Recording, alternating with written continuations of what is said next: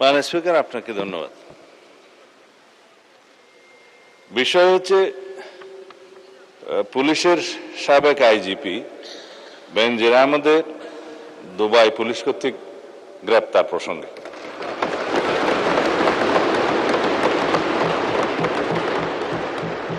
এই বিষয়ে আমি মহান জাতীয় সংসদকে অবহিত করছি যে বর্তমান সরকার দায়িত্ব গ্রহণের পর দুর্নীতি মামলায় অভিযুক্ত পুলিশের সাবেক আইজিপি বেনজির আহমেদকে গ্রেফতারের জন্য ইন্টারপোলের সাথে নিবিড়ভাবে কাজ করার জন্য নিয়োজিত পুলিশ হেডকোয়ার্টার্সের national central bureau NCB Dhaka কর্তৃক ইন্টারপোলে আবেদন করা হয়।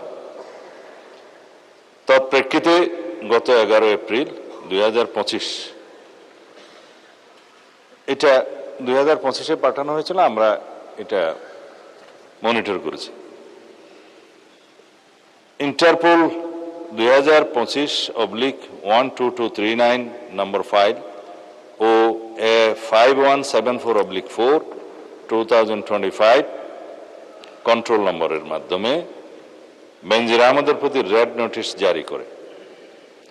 উক্ত রেড নোটিশের মাধ্যমে ইন্টারপোল কর্তৃক সংযুক্ত আরব আমিরাতের স্বরাষ্ট্র মন্ত্রণালয়কে অনুরোধ করা হয় গ্রেফতারের জন্য।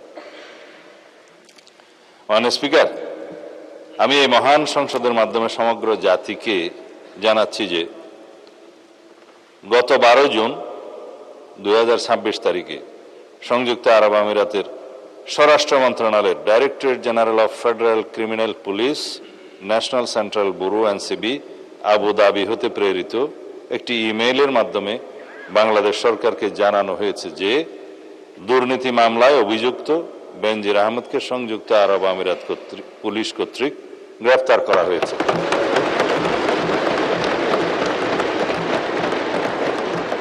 এবং তিনি বর্তমানে সেখানে আটক আছেন।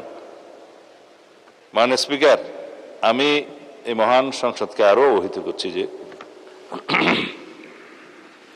এনসিবি আবুধাবি জানিয়েছে যে UAE federal law number 39 of 2006 অনুযায়ী গ্রেফতারের তারিখ হতে 30 দিনের মধ্যে কূটনৈতিক চ্যানেলের মাধ্যমে আনুষ্ঠানিক এক্সট্রাডিশন রিকোয়েস্ট প্রেরণ করতে হবে।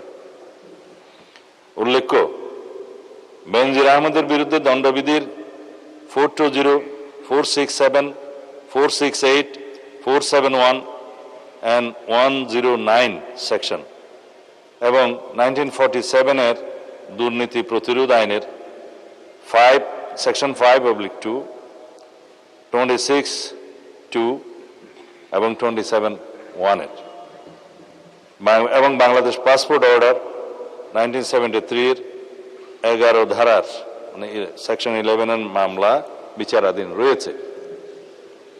উক্ত বিষয়ে এনসিবি ঢাকা ইন্টারপোল চ্যানেলের মাধ্যমে রেড নোটিশ প্রকাশ, আন্তর্জাতিক সমন্বয়, বিদেশি কর্তৃপক্ষের সাথে যোগাযোগ এবং গ্রেফতার পরবর্তী ফলো আপ কার্যক্রম সম্পন্ন করেছে।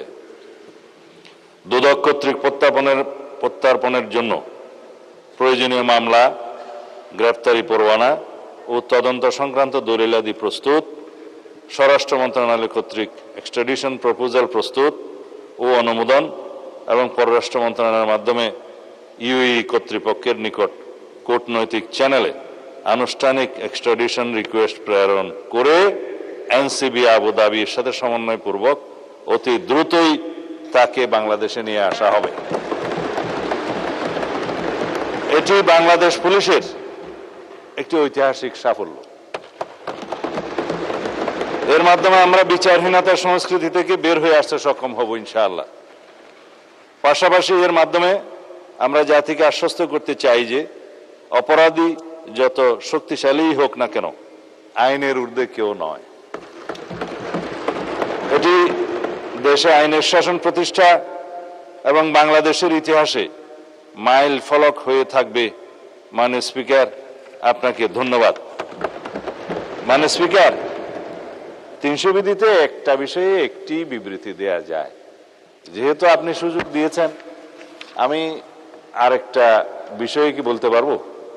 এটাও একই 2 মিনিট সময় লাগে। যদি এইরকম গ্রেট নিউজ থেকে থাকে, যেমন ধরেন নর্মালি স্বরাষ্ট্রমন্ত্রী মহোদয় যখন দাঁড়ান তখন একদিকে শুধু টেবিল চাপড়ানো আসে, কিন্তু আজকে দেখলাম অ্যাক্রস দ্য পার্টি লাইন সকলে আপনাকে উৎসাহ দিচ্ছিলেন কথা বলার জন্য।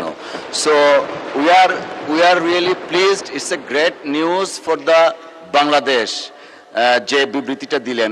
এখন যদি আরেকটা এরকম গ্রেট নিউজ থাকে, of course you are allowed to, subject to your consideration যে গ্রেট নিউজ কিনা। এই বিষয়টা বোধহয় এইদিকেই তালি হবে, ওইদিকে তালি হবে এই নিশ্চয়তা দিতে পারতেছি না।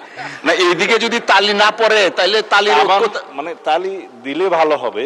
আমরা আইনের শাসন প্রতিষ্ঠা করছি, আমি বলতে দিলে বলি কি আমরা একটু পরে শুনি, এই তালিটার ঐক্যটা থাকুক, আমরা একটু আলোচনা করি, পরে আবার শুনতে পারবো।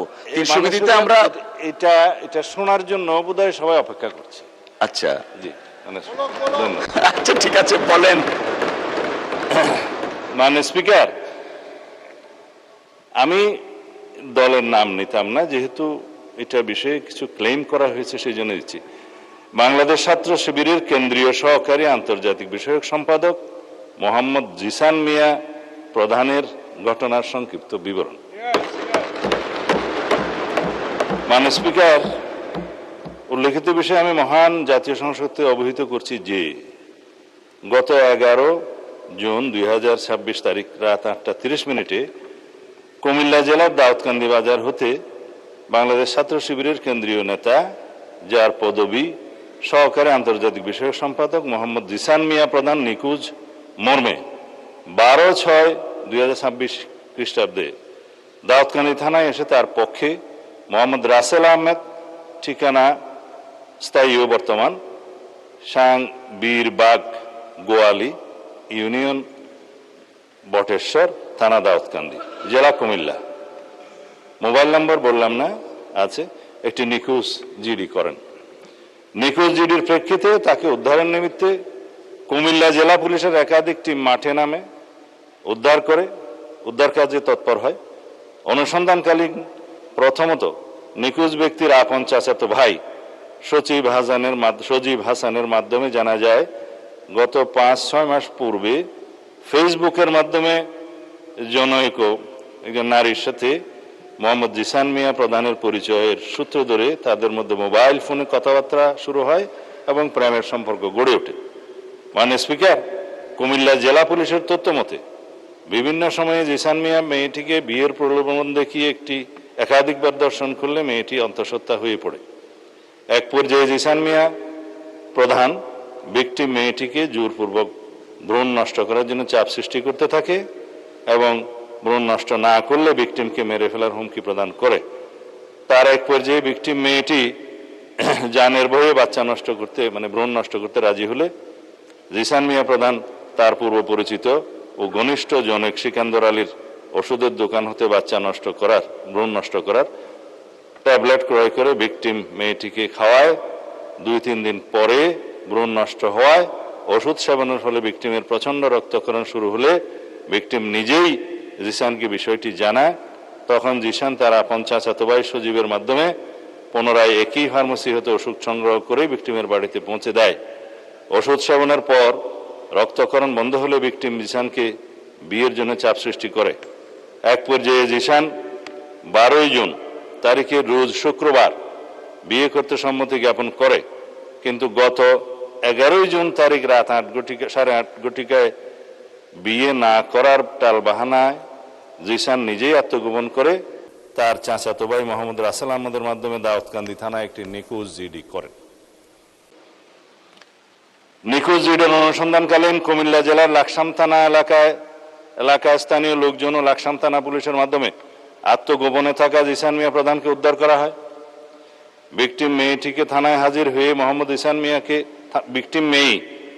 মেয়েটি থানায় হাজির হয়ে মোহাম্মদ জিসান মিয়া প্রধানকে 1 নম্বর আসামি করে ধর্ষণের সহযোগিতা এবং ভ্রূণ নষ্ট করার অভিযোগে অপর 3 জন যথাক্রমে মোহাম্মদ সজীব হাসান, সিকান্দর আলী ও মোহাম্মদ গোলাম রব্বি সহ মোট 4 জনের নাম উল্লেখ করে এজাহার দায়েরের প্রেক্ষিতে দাউদকান্দি মডেল থানার মামলা নম্বর 13 তারিখ 13/6/2026 খ্রিস্টাব্দ ধারা নারী ও শিশু নির্যাতন দমন আইনের 9(খ)/30 তৎসহ 313, 506 এবং 34 পেনাল কোড রুজু করা হয়।